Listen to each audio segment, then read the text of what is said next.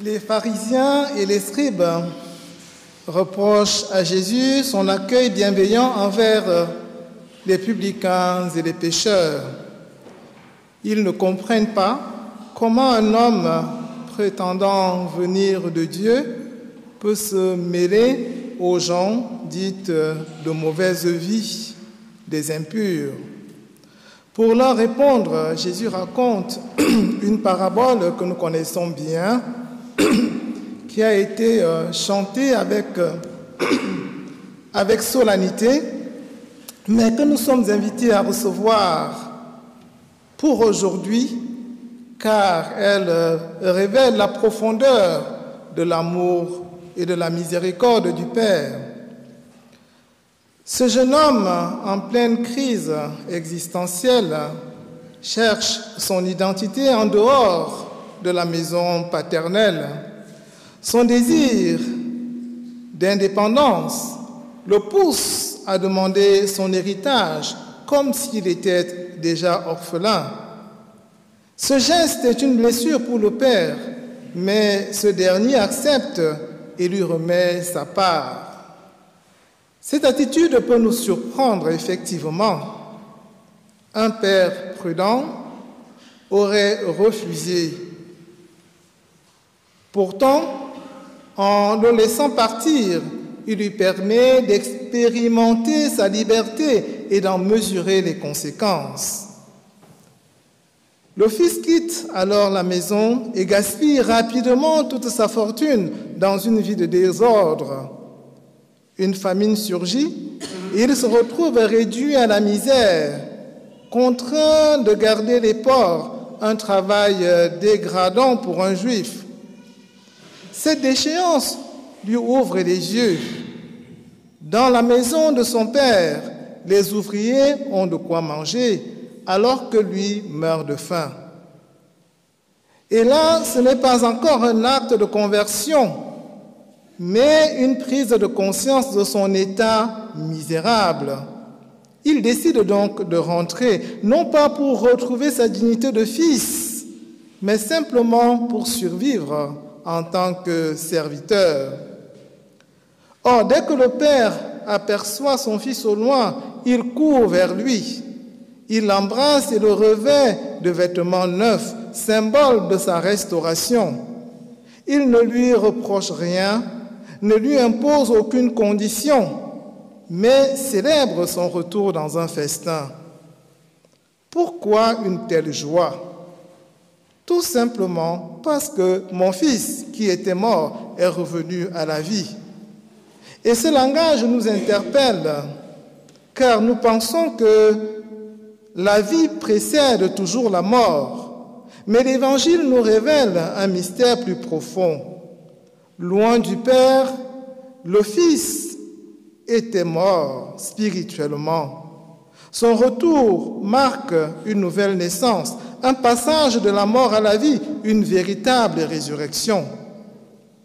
Oui, chers frères et sœurs, accueillons la profondeur de cette image. Chaque fois que nous nous éloignons de Dieu par le péché, notre vie spirituelle entre dans une forme de mort. Nous pouvons être vivants physiquement, mais spirituellement, nous sommes comme morts, parce que séparés de la source de la vie. Le carême nous est donné comme un temps de pénitence, qui est justement un appel à ressusciter, à revenir à la vraie vie, à cette vie qui jaillit de la communion avec Dieu et qui nous arrache aux ténèbres. Le Père, en parlant de son Fils comme d'un mort qui revient à la vie, nous montre que pour Dieu, il n'y a aucune distance trop grande, aucun péché trop lourd. Il n'y a pas de situation de séparation qui soit irréparable. Le retour vers Dieu, c'est une résurrection. C'est un acte de conversion, un acte où nous choisissons de faire mourir en nous tout ce qui est péché, tout ce qui nous éloigne de Dieu et de recevoir cette vie nouvelle qu'il nous offre gratuitement. Chers frères et sœurs, la conversion suppose un choix personnel, nous le savons, mais elle est avant tout une grâce, un don de Dieu. C'est l'Esprit Saint qui nous pousse à revenir vers le Père. La joie que nous sommes appelés à vivre aujourd'hui n'est pas déconnectée de la réalité. Elle est nourrie par l'espérance. Elle est le fruit du pardon que nous recevons et que nous partageons. Elle est l'espérance qui éclaire nos ombres et nous invite à poursuivre notre chemin de conversion. Particulièrement en cette année jubilaire, l'Église nous invite à vivre cette joie. L'Église est le lieu où la miséricorde de Dieu devient concrète, où chacun de nous peut expérimenter cette réconciliation et retrouver sa dignité d'enfant de Dieu. Oui, chers frères et sœurs, en ce dimanche de l'Étaré, réjouissons-nous de l'espérance qui illumine notre carême, car Dieu nous appelle à revenir à lui, à ressusciter spirituellement par le pardon qui se réalise particulièrement à travers les sacrements, notamment le sacrement de la réconciliation, qui est le moyen ordinaire par lequel nous recevons le pardon de Dieu. Cette joie fondée sur la miséricorde divine est la lumière qui éclaire notre conversion et nourrit notre espérance de la promesse de la résurrection. Que ce dimanche de l'Étaré nous aide à vivre pleinement cette joie du retour, cette joie de la réconciliation, cette joie de la vie nouvelle donnée par Dieu. Mais la parabole que nous avons entendue ne s'arrête pas là. L'aîné, resté fidèle à la maison, se montre incapable de partager la joie de son père. Il obéit aux règles, mais son cœur est rempli d'amertume et de jalousie. C'est pour ça qu'il refuse d'entrer dans la fête, démontrant ainsi qu'il est lui aussi éloigné du Père, bien que physiquement présent. Il vit sa relation avec son Père comme une obligation et non comme un lien d'amour. Par cette attitude, il ressemble malheureusement aux scribes et aux pharisiens pour qui Jésus a raconté cette histoire, qui condamne Jésus. Cette parabole nous met en garde. Rester à la maison, c'est-à-dire dans l'Église, ne suffit pas.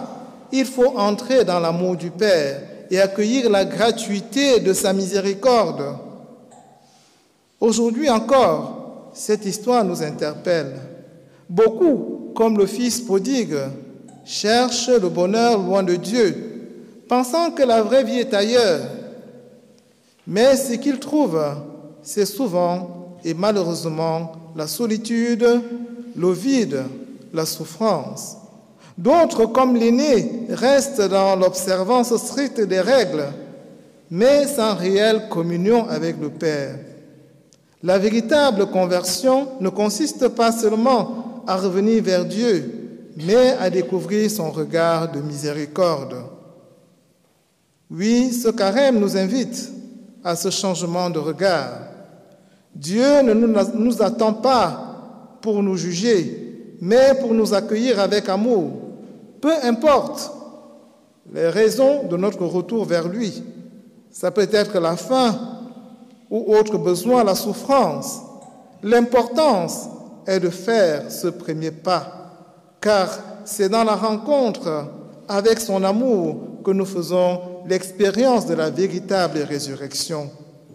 Demandons-lui donc la grâce d'ouvrir nos cœurs à cette rencontre, afin que notre joie soit pleine et que nous vivions pleinement en enfants de Dieu.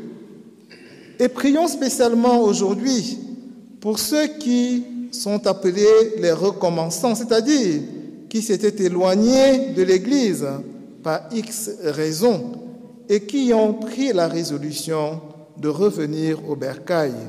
Que notre prière soit aussi une action de grâce pour cela.